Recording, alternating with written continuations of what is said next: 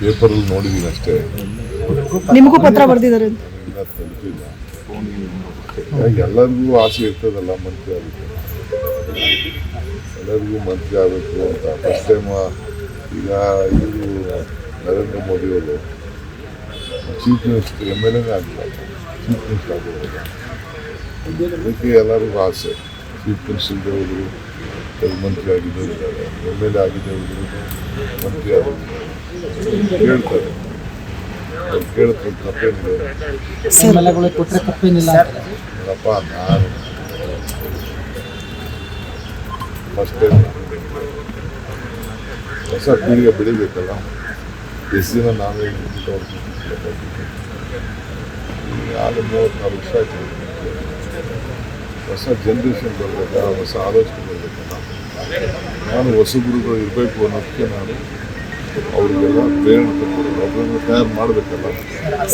ಈಗ ಹೊಸ ಜನ್ರೇಷನ್ ಇರಬೇಕಲ್ಲ, ತಪ್ಪೇ ನಾವು ಕೇಳ್ಕೊಂಡು ತಪ್ಪೇನಿಲ್ಲ.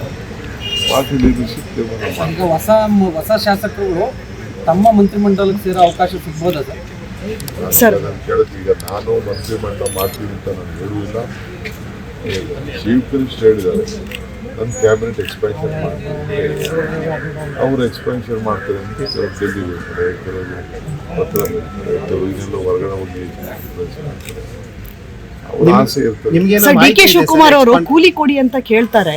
ಅದಕ್ಕಿಂತ DK ಶಿವಕುಮಾರ್ ಅವ್ರಿಗಿಂತ ಮುಂಚೆ ಪರಮೇಶ್ವರ್ 2 ಬಾರಿ ಅಧ್ಯಕ್ಷರಾಗಿದ್ರು, ಅವ್ರಿಗೆ ಕೂಲಿ ಕೊಡ್ಲಿ ಅಂತ ಹೇಳಿ ರಾಜಣ್ಣ ಅವರು ಹೇಳಿದ್ದಾರೆ ಸರ್. ಅವರು ದೊಡ್ಡ ಸರ್ ಸಿಎಂ ಮತ್ತು ಕುಮಾರಸ್ವಾಮಿ ನಡುವೆ ಸರ್ ದೆಹಲಿಯಿಂದ ಏನಾದ್ರು ಬಂತ ಸರ್? ಈ ವಾರ ಹೋಗ್ತೀರಾ ಸರ್?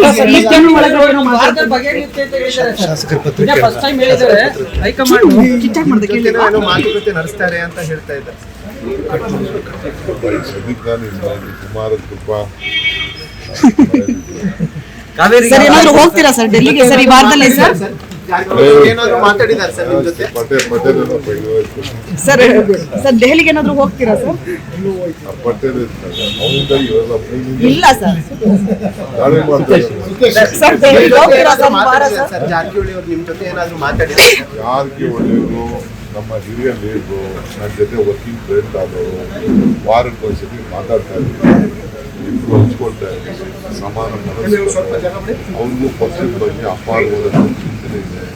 ಈ ಸರ್ಕಾರ ಮತ್ತೆ ವಾಪಸ್ ತರಬೇಕು ಅಂತ ನಾವೆಲ್ಲ ಯೋಜನೆಗಳನ್ನು ತಯಾರು ಮಾಡ್ತಾ ಇದ್ದೀವಿ. ಈ ಸರ್ಕಾರ ವಾಪಸ್ ಬರ್ತದೆ.